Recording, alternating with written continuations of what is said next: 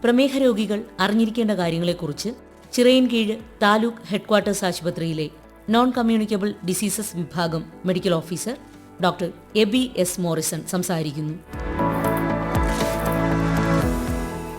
നമ്മുടെ ശരീരത്തിന്റെ ഉപാപചയ പ്രവർത്തനങ്ങൾക്കു വേണ്ടിയുള്ള ഇന്ധനമാണ് ഗ്ലൂക്കോസ്. നാം കഴിക്കുന്ന ആഹാരത്തിലൂടെ ലഭിക്കുന്ന അന്നജമാണ് ഇവയുടെ പ്രധാന സ്രോതസ്. ഈ അന്നജം ചില രാസപ്രക്രിയയിലൂടെ ഗ്ലൂക്കോസായി മാറുന്ന പ്രവർത്തനത്തെ സഹായിക്കുന്ന ഹോർമോൺ ആണ് ഇൻസുലിൻ. മനുഷ്യ ശരീരത്തിലെ പാൻക്രിയാസ് ഗ്രന്ഥിയിലെ ബീറ്റാ കോശങ്ങളാണ് ഇൻസുലിനെ ഉൽപ്പാദിപ്പിക്കുന്നത്. വിവിധ കാരണങ്ങളാൽ ഈ പ്രക്രിയയ്ക്കുണ്ടാകുന്ന തകരാറുകൾ മൂലം രക്തത്തിൽ ഉയർന്ന അളവിൽ ഗ്ലൂക്കോസ് കാണപ്പെടുകയും അവ മറ്റ് അവയവങ്ങളെയും പ്രതിരോധ വ്യൂഹത്തെയും ബാധിക്കുകയും ചെയ്യുന്ന അവസ്ഥയെ ആണ് പ്രമേഹം അഥവാ ഡയബറ്റീസ് എന്ന് വിളിക്കുന്നത്. പ്രധാനമായും 3 തരത്തിലാണ് പ്രമേഹത്തെ തരംതിരിച്ചിരിക്കുന്നത്: type 1 diabetes, type 2 diabetes, gestational diabetes. ആധുനിക വൈദ്യശാസ്ത്രത്തിൽ അനവധിയായ പഠനങ്ങളുടെയും കണ്ടെത്തലുകളുടെയും അടിസ്ഥാനത്തിൽ കാലാനുസൃതമായി കൃത്യമായ ചികിത്സാ രീതി തന്നെ പ്രമേഹത്തിന് വേണ്ടിയുണ്ട്.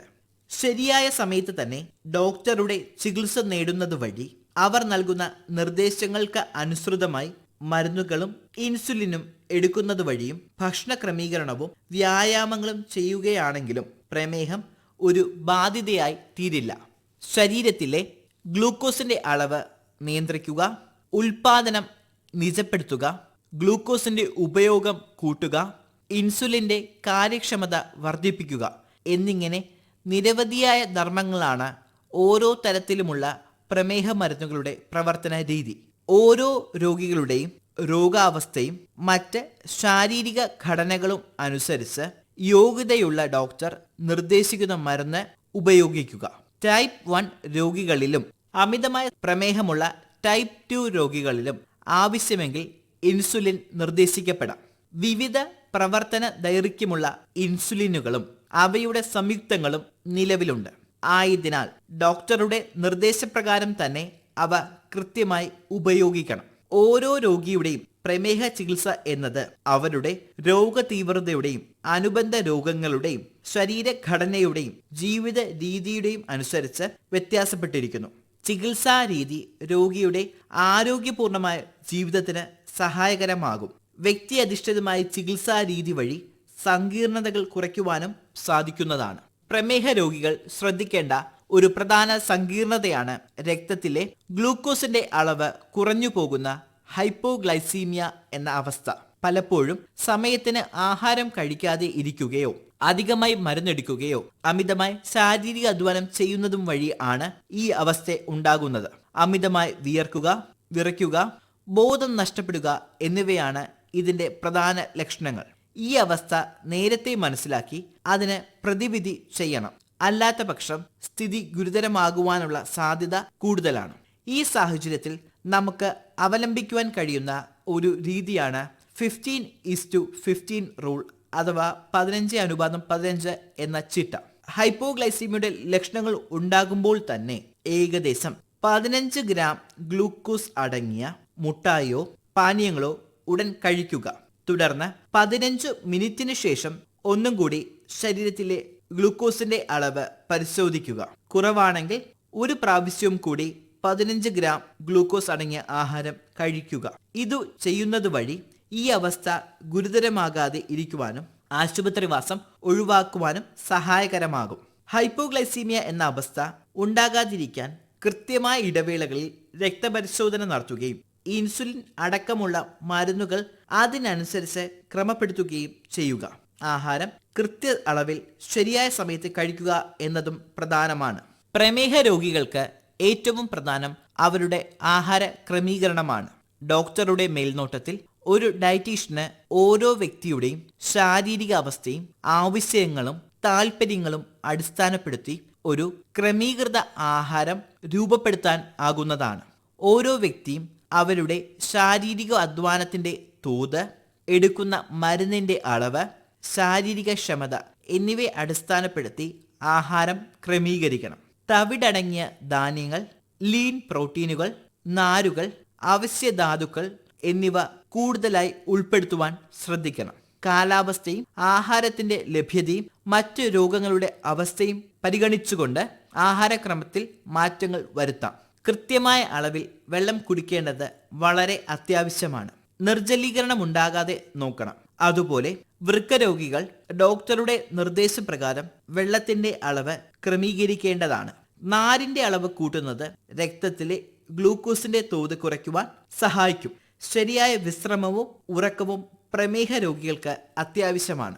യാതൊരു ശാസ്ത്രീയ അടിത്തറയുമില്ലാത്ത വ്യാജ ചികിത്സകളോ പൊടിക്കൈകളോ ഉപയോഗിക്കുന്നത് യാതൊരു ഗുണവും ചെയ്യുകയില്ല എന്നു മാത്രമല്ല ദോഷകരമാകുവാനും സാധ്യതയുണ്ട്. മരുന്നുകളും ആഹാര പദാർത്ഥങ്ങളും തിരഞ്ഞെടുക്കുമ്പോൾ ഗുണനിലവാരമുള്ളതാണെന്ന് ഉറപ്പുവരുത്തുക.